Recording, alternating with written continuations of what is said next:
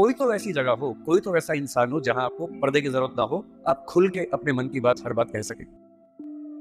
इंसान को इंसान बने रहने के लिए कम से कम 2-3 ऐसे रिश्ते चाहिए होते हैं जहां वो पूरी तरह से सहज होकर रह सके, जहां उसको पर्दा न लगाना पड़े।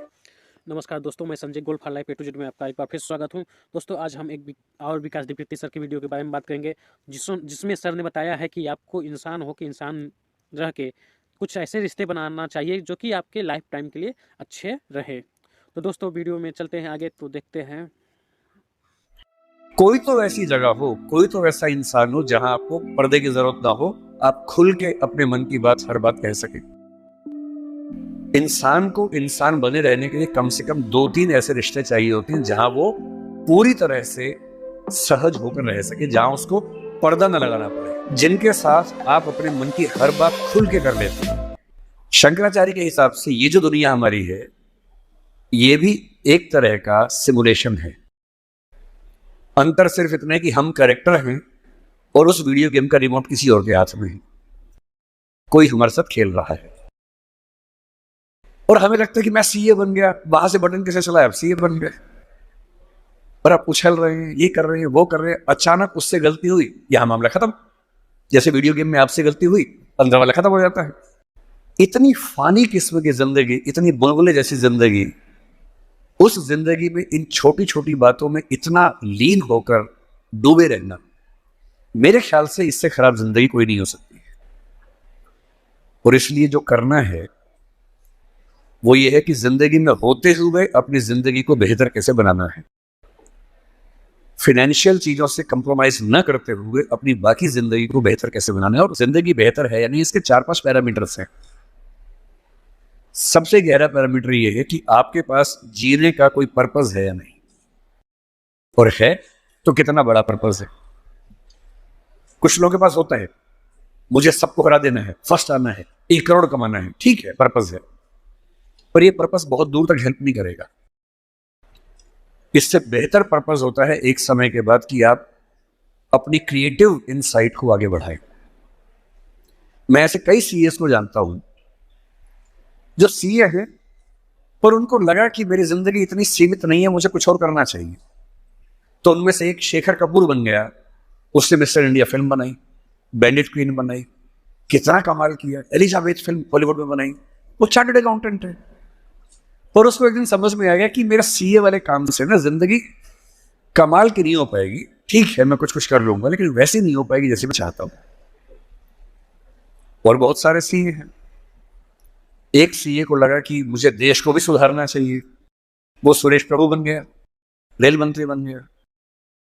एक और सीए को लगा कि मुझे एक नई पॉलिटिकल पार्टी में ईमानदारी का संदेश लेके जाना चाहिए, वो राघव चड्ढा बन गया। इतने सारे सीएस हैं। कोई पॉलिटिक्स में आ गया, कोई उद्यम में चला गया।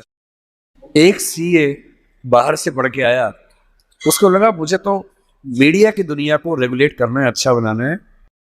उसने एक मैगजीन शुरू की, इंडिया टुडे, और धीरे धीरे वो आज तक का मालिक बन गया। अरुण पुरी, वो भी सीए है। क्यों सीए होके ये मान लेना है कि मेरी जिंदगी इतनी ही है। एक यंग सीए सिद्धांत चतुर्वेदी फिल्मों में इतना सुंदर एक्टर बन के आ गया है। अभी वो गली बॉयज में आया, शानदार एक्टिंग करता है। एक सीए को लगा कि मुझे केवल अकाउंटिंग नहीं करनी है, मुझे तो कुछ बड़ा काम करना है, स्टार्टअप करना है, वो मोतीलाल ओसवाल बन गया। इतने बड़े बड़े सीए, कुमार मंगलम बिरला एक सीए है, और सीए से पूरा साम्राज्य खड़ा कर दिया।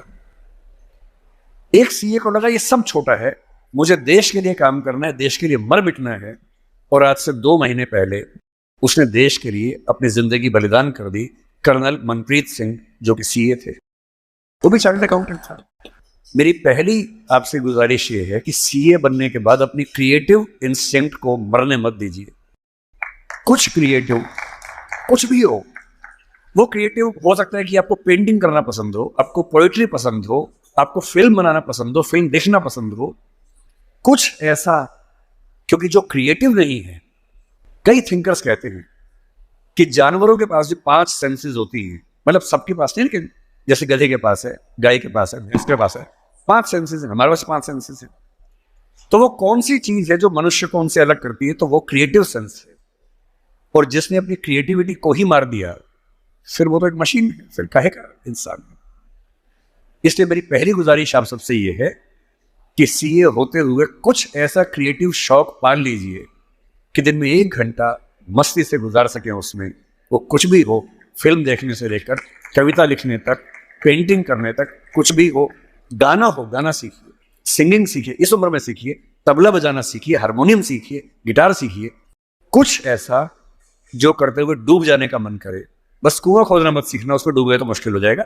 बाकी कुछ भी जिसमें आपको मजा आता हो सीखिए। दूसरा, एक ऐसा पर्पस जीवन में रखा, बेशक इतना सा पर्पस हो, जैसे आपके लिए सबसे आसान क्या है, अपने आसपास 2 4 5 लोगों को सिर्फ इतना समझा दीजिए कि फाइनेंशियल विजडम जीवन में कैसे काम करती है, अपने पैसे का इस्तेमाल कैसे करना है, पैसा कमा के कैसे सेव करना है, कैसे इन्वेस्ट करना है, क्योंकि उस मामले में आपका मुकाबला कोई कर नहीं पाएगा। या अपने घर के आसपास 3 4 गरीब बच्चों की पढ़ाई का खर्चा उठा लीजिए, उनसे हफ्ते में बार मिलते रहिए, और आप पाएंगे आपके चेहरे पर पहले से ज्यादा चमक आनी शुरू हो गई है। और आपको कंपटीशन, परेशानी, वो जो नफरत का माहौल दिन भर होता है, इसको हरा दूं, उसको हरा दूं, इस सब से मुक्ति मिलने लगी है। और आप अंदर से एक बेहतर इंसान बनने के प्रोसेस में आ रहे हैं। तीसरी बात, आप कितने भी सफल हो, यदि आपके जीवन में कुछ खास रिश्ते ऐसे नहीं हैं, जिन रिश्तों के साथ, चाहे वो प्रेम का हो, विवाह का हो, भाई का हो, बहन का हो, दोस्त का हो, जिनके साथ आप अपने मन की हर बात खुल के कर लेते हैं, तो आपका फाइनेंशियल अकाउंट चाहे कुछ भी हो, दरअसल आप एक दिवालिया इंसान हैं, बैंकरप्ट इंसान है। आपके अकाउंट में कितने जीरो हैं वो काम नहीं आएगा, आपकी जिंदगी का जीरो बहुत बड़ा है। इंसान को इंसान बने रहने के लिए कम से कम 2 3 ऐसे रिश्ते चाहिए होते हैं जहां वो पूरी तरह से सहज होकर रह सके, जहां उसको पर्दा न लगाना पड़े। हम सब दिन भर पर्दे लगाते रहते हैं, खुद को ढकने में लगे रहते हैं। जब भी किसी से बात करते हैं खुद को छिपाते ज्यादा हैं, सामने कम लाते हैं, क्योंकि समाज का उसूल ऐसा होता है। कोई तो ऐसी जगह हो, कोई तो ऐसा इंसान हो जहां आपको पर्दे की जरूरत ना हो, आप खुल के अपने मन की बात, हर बात कह सके। इसलिए मैं अपने जो काउंटर पार्ट्स हैं, चाहे वो सिविल सर्वेंट्स हो, चाहे आप सीए हैं, मैं अक्सर कहता हूं कि जिंदगी की बैलेंस शीट में पैसे के साथ साथ creativity, emotional satisfaction, personal space. Personal space का मतलब ये होता है कि आपका जीवन बहुत सारे लोगों का है, आपके परिवार का है, आपकी कंपनी का है, आपके क्लाइंट का है, सबका है। और अक्सर आप देखेंगे कि आपका जीवन सिर्फ आपका नहीं है, बाकी सबका है। दिन भर ऑफिस में रहे, 24 घंटे मिलते हैं, 8 सोने में गुजर गए, 1 2 घंटे तैयार व्यार होने में चले गए 10। आपकी जॉब कम से कम 8 10 घंटे कम से कम लेती होगी, सीए की जॉब तो बड़ी मुश्किल है, 20 घंटे हो गए। घर पहुंचे, परिवार ने कहा कि हमारा टाइम, पति या पत्नी ने कहा मेरा टाइम, बच्चों ने कहा मेरा टाइम, उनको दिया, सब हो गया, अपने लिए कुछ नहीं बचा। और इसी जद्दोजहद पर एक शायर ने, कृष्ण बिहारी नूर ने, कितनी सुंदर बात लिखी, वो सुन के हिल जाएंगे आप। लगता है कि हम सबकी जिंदगी का स्कैन, एक्सरे निकाल दिया हो। उसने कहा, इतने हिस्सों में बट गया हूं मैं, कंपनी, क्लाइंट, परिवार, बच्चे, स्कूल, ये सारा ठिकाना, इतने हिस्सों में बट गया हूं मैं, मेरे हिस्से में कुछ बचा ही नहीं। जिंदगी से बड़ी सजा ही नहीं, और जुर्म है क्या पता ही नहीं। तो जब जिंदगी के अपने हिस्से आप बांट रहे हो सबके लिए, हो सके, मैं तो करता हूं रोज, हो सके तो रोज कम से कम आधा या 1 घंटा सिर्फ अपने लिए रखना है, जिसको मी टाइम कहते हैं आजकल के लोग। वो मी टाइम कैसे आ सकता है? उसका एक आसान तरीका ये है कि जब आप घर से ऑफिस या ऑफिस से घर जाएं, अगर खुद ड्राइव करते हैं, वो मी टाइम हो सकता है। उसमें फोन को ऑफ कर दीजिए, अपने आप से बात करते हुए चलिए, अपने आप से सवाल, अपने आप से जवाब, अपने आप से ठहाका मार रहे हैं, कुछ सोच रहे हैं, उधेड़-बुन में हैं।